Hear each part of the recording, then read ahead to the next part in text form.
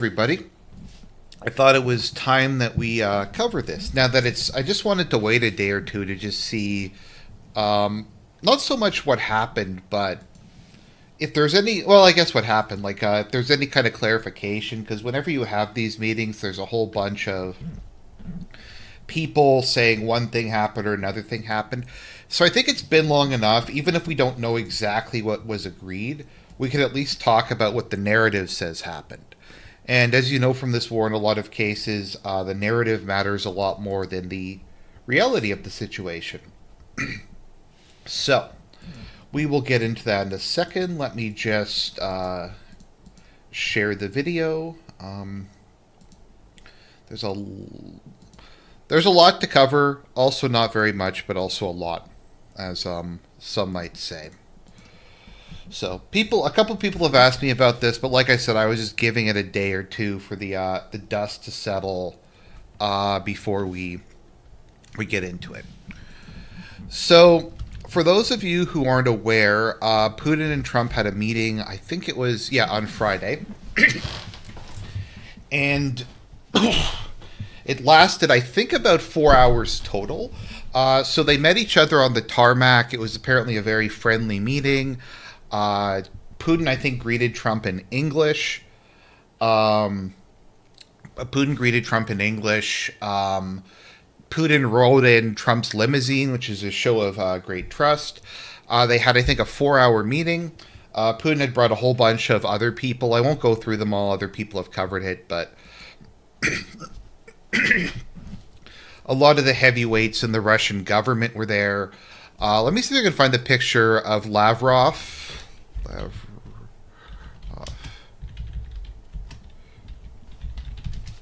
Lavrov showed up with a CCP T-shirt at the at the conference. So that was like as Lavrov was trolling, which I don't exactly get the point of. Like, it's funny, but I'm not really sure what that achieves. If that's just like a power move or what. But so they had the long press. They had the meeting, which was, I think, moderate in length. It doesn't seem very long to me, given like how much just stuff is going on in the world. And I mean, there's plenty of other issues other than Ukraine that need to be discussed. Arms control is the one that immediately comes to mind. Economic stuff, BRICS, the dollar as a reserve currency. There's like a lot of stuff that needs to be dealt with, and it kind of seems like a bit of a waste to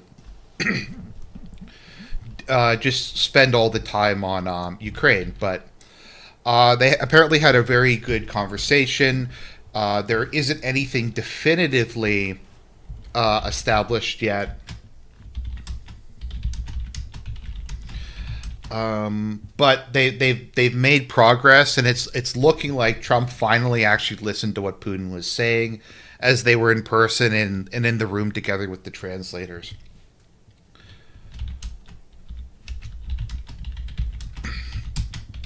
I had a thought the other day. I sometimes I need to look into what it's like with the translators. Because I wonder if they try to get like translators where they try to like get them to sound a bit like the person they translate for, or look a bit like the person they're for. I just kind of always wonder about that. Like, what is the selection process? And if like anybody in the world has probably like the most interesting stories, it would probably be them. Just because of the level of access they are, and that they're often the only people who go to these meetings.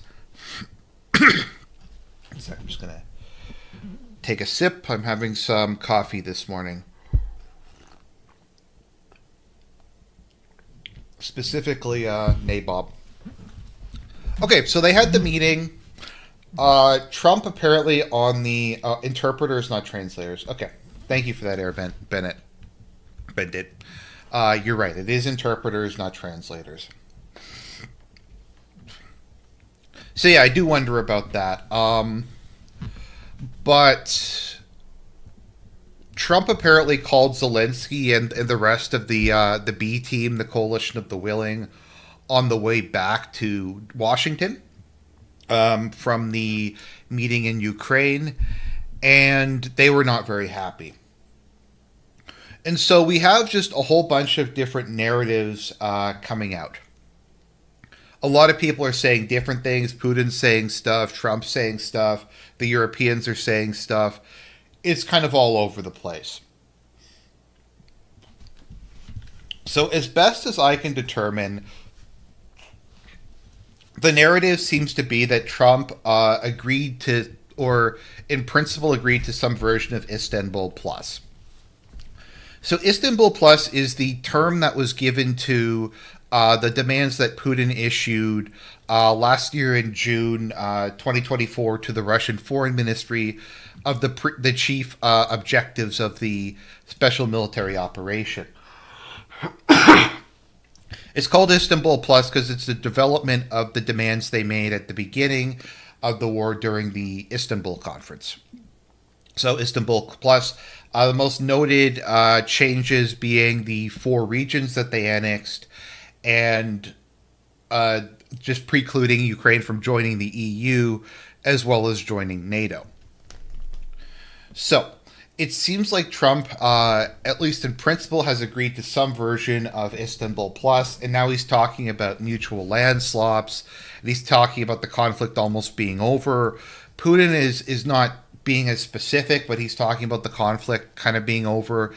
And basically, let me just kind of go through before we get into what actually was agreed, or theoretically agreed, what people are saying.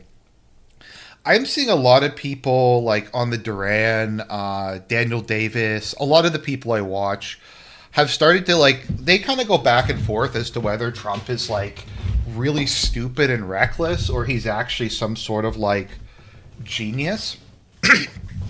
And they seem to be swinging back towards the latter. And I got the impression they're like, oh no, Trump was just pretending to be retarded. All this back and forth, all this tsundere behavior, all of the other weird shit he was doing for the last 3 or 4 months, the threatening, unhinged Truth Social posts.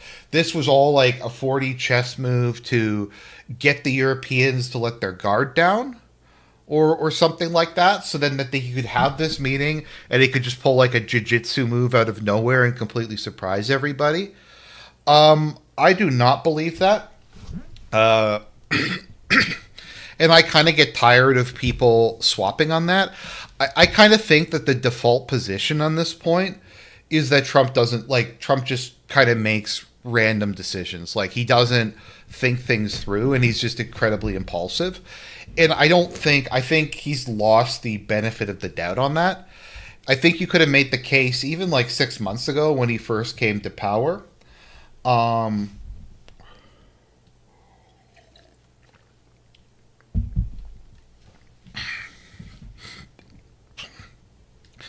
Trump when he came to power, and I don't think that's the case anymore, to be honest. Cyber Ninja Zero says AA thinks Duran is on the take from Russia and they shift with orders from upstairs. It's possible. I mean, we do know for a fact that they do get a lot of insider information from Russia because Alexander constantly references it. Now, even if they are getting paid from Russia, all of their analysis, all of their news reporting is basically from Western sources, and I've never really seen anything in terms of facts of them being that inaccurate that they haven't corrected. Sometimes their analysis is inaccurate, but that's kind of the case for everybody. But I'm starting to see people kind of flipping back in the direction. So what is apparently Istanbul plus, or would this be maybe Istanbul to the power of 2, or what is the new term we're going to come up with? Maybe Istanbul plus 2 minus 1? Anyway, so the terms that I have heard, and that is being floated by Axios and a number of other people, is that it will be Istanbul plus. There will be some sort of pledge that Ukraine will never join NATO again. And in return, Russia will give up the little bits of territories taken in Cherniv and Sumy and Kharkov in exchange for Ukraine completely pulling out of Donbass. So the remainder of Donetsk will be evacuated by Ukraine. Whatever, if there's still like this little. Have they taken all of? There's still this little bit of Luhansk, so I guess they'll get that too. But the really concerning thing is this deal apparently includes a freeze along the current conflict line in Zaporozhye and Kherson.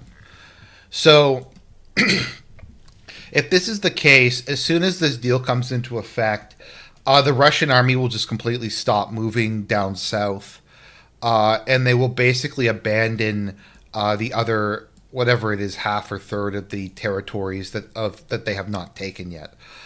This will also mean there will not be any extension into Odessa or Kharkov or Sumy or any of those areas.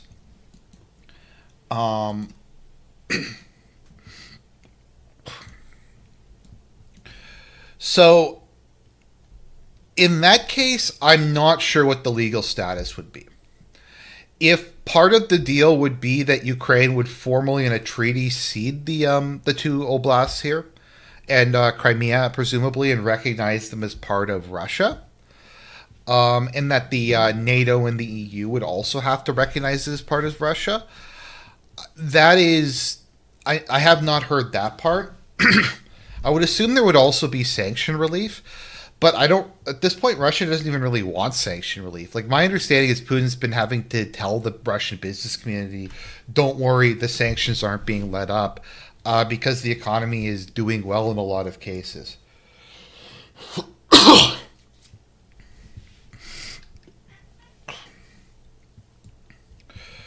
So, our Bandit, we'll get to that in a second, because that's the same issue. So, this is supposedly what the terms are. Now, once again, we've had so many cases. So I'm not going to go into full-on doomer mode like a lot of people are, because there's been so many cases in this conflict where it's been told, oh, Putin's going to accept this, Trump's going to accept that, there's maximalist demands, there's minimalist demands, and people just basically constantly claim stuff, and very little of it actually happens. So we don't really know. At this point in time, how accurate or inaccurate any of this is. It does appear, though, I think the facts we do know is Trump and Putin had a good call.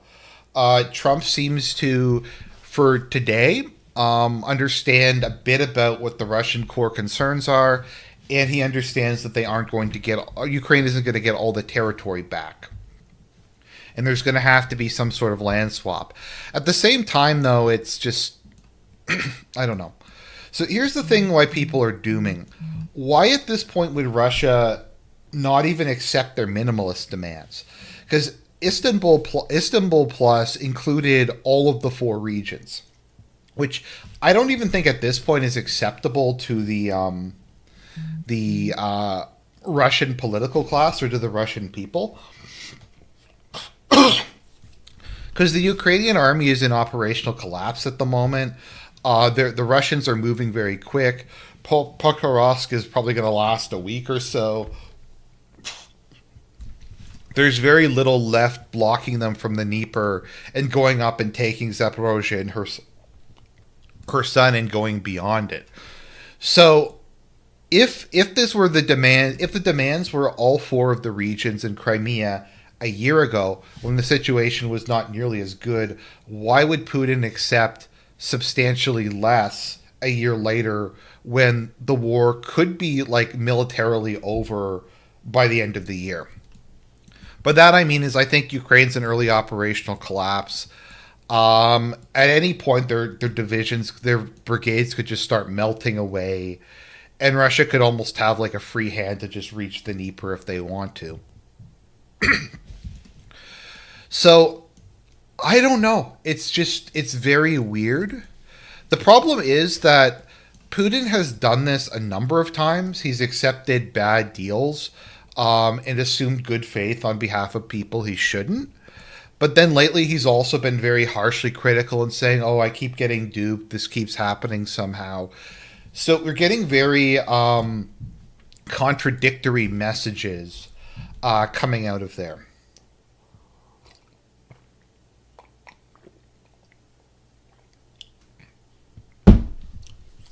So that's kind of where we are at the moment. Now, I personally think that Putin would be stupid to accept this, especially since he's militarily winning. Like, if they accept this watered down Istanbul Plus now, what was the point of the last year? Like, what was the point of all the additional progress they made if they're just going to take less than what their baseline demands are? I don't know. Once again, this could, however, be like an attempt to gaslight Putin or the Russians and be like, "Oh no, this is totally what Putin said. This is totally what's going to happen, guys." And it's kind of along those lines. Like it's not actually what Putin said, or it's not actually what was loosely agreed on, or what the starting point is, but it's trying to convince the Russians that this is what it is to create political pressure to end it. So that is one theory.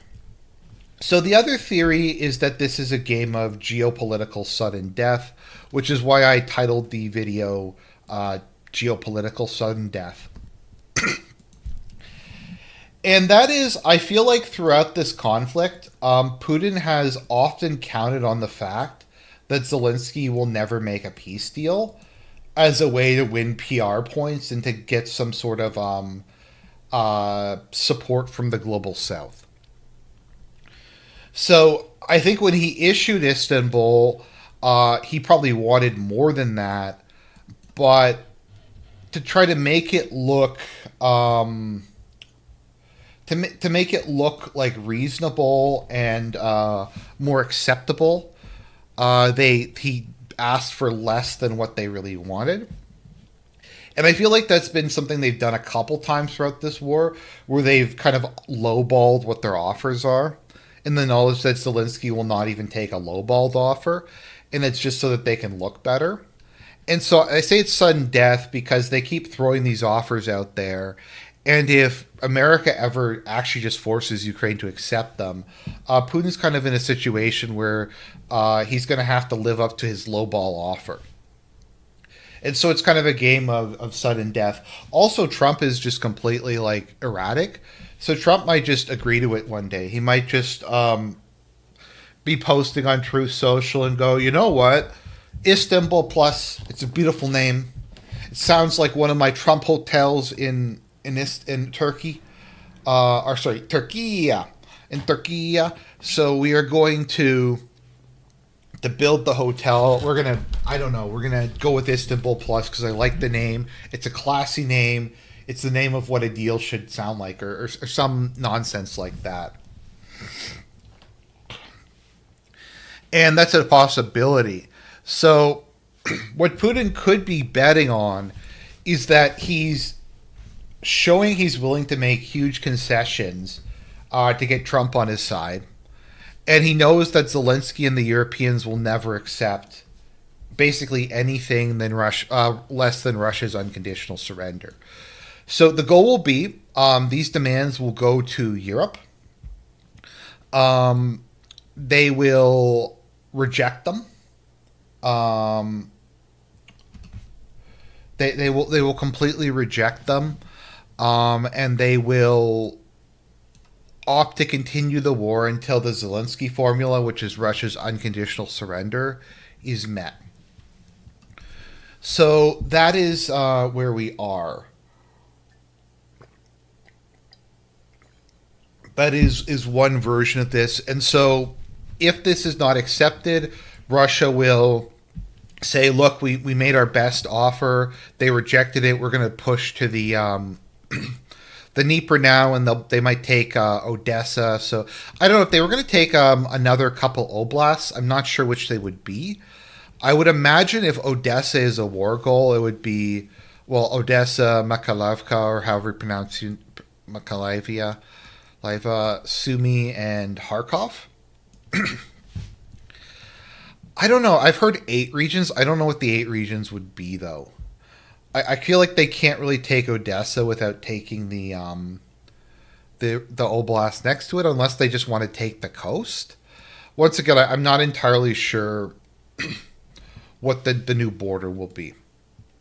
So I guess it would be Sumy, Kharkov, the two down here, and maybe Dnipro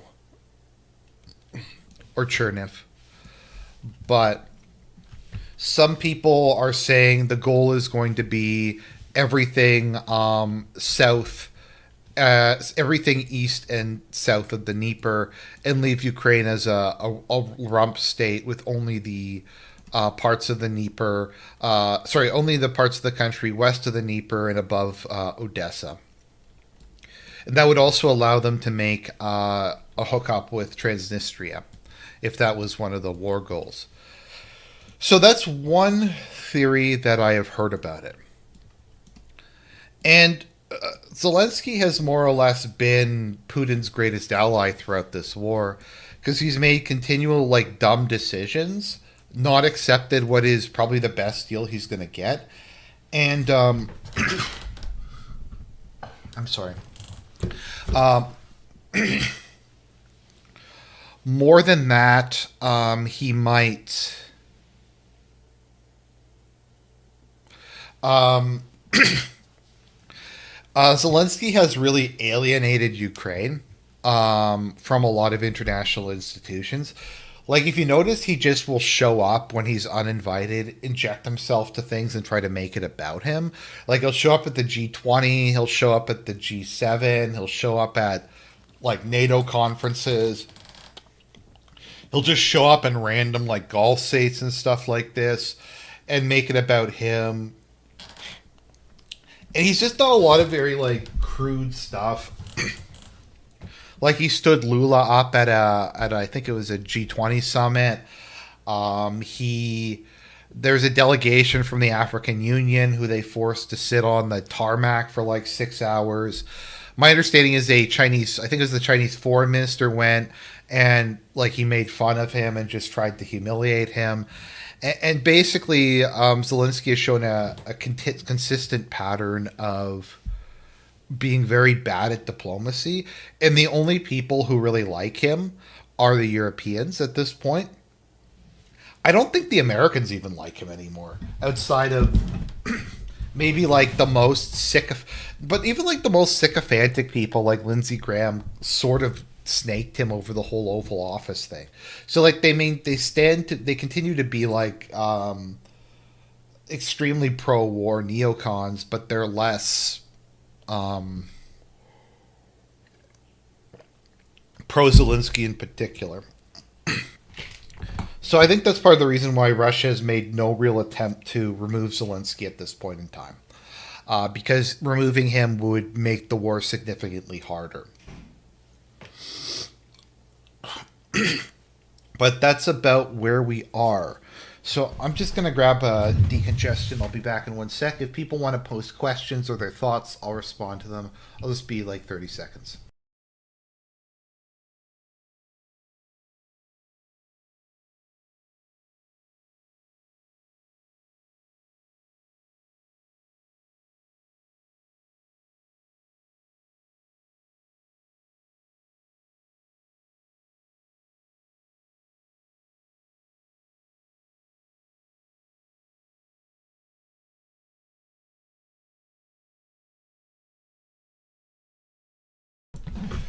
Okay, there we go. So that's, I think, where we are at the moment. I don't have a ton else to say. That's just kind of a summary of where we're at. I think some other stuff was discussed at Alaska. We don't really know yet. Once again, Trump tends to have kind of a bizarre version of events. The Europeans do, the American media does. Putin invited Trump in English to a follow-up meeting in Moscow, which he ambiguously accepted. So we'll see. Like I said, we're in a very dangerous spot as far as Russia goes, wherein They could either win really big and this whole thing could go very well, or it could just be a complete and total shit show. So,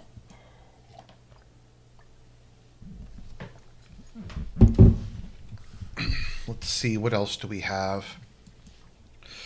But yeah, it's Russia's making pretty quick movements at this point in time. Um, just diving kind of deep into the country. So I don't know. Like the thing is, Putin has completely consolidated political control over Russia. So he might actually just be able to get away with it. Like he might just be able to get away with Istanbul +1 -2 or whatever it is. But I don't know. So I think that's about all I had to cover.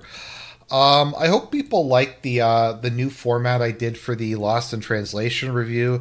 I was kind of excited and I released it at a bad time of day, so it didn't get very many views, but I was pretty happy about it.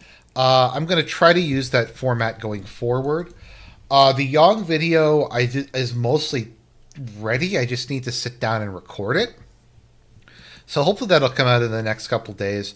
There's a couple other movie reviews I had planned. Citizen Kane. What else is there? Citizen Kane. Wow. There's a couple. There's a couple that I watched that I want to do a review on. So that's about it for the moment. I hope everybody has. Where's Yang from? Legend of the Galactic Heroes. Yang Winley from Legend of the Galactic Heroes. Israel invasion of Gaza. I don't really have a ton more. I mean, this just kind of periodically happens. I think the ultimate goal is probably, well, this is going to be like an ice cold take, is to annex Gaza. So I don't know if the goal is to just kill the Palestinians through starvation and shooting them, if it's to deport them to Europe or Africa. But I think at this point the goal is fairly clearly to outright annex Gaza and conclude the final solution to the Palestinian question. I think is where Israel is headed at the moment. So, okay. Well, if there's no other comments, I'm just going to end it here. God bless everybody.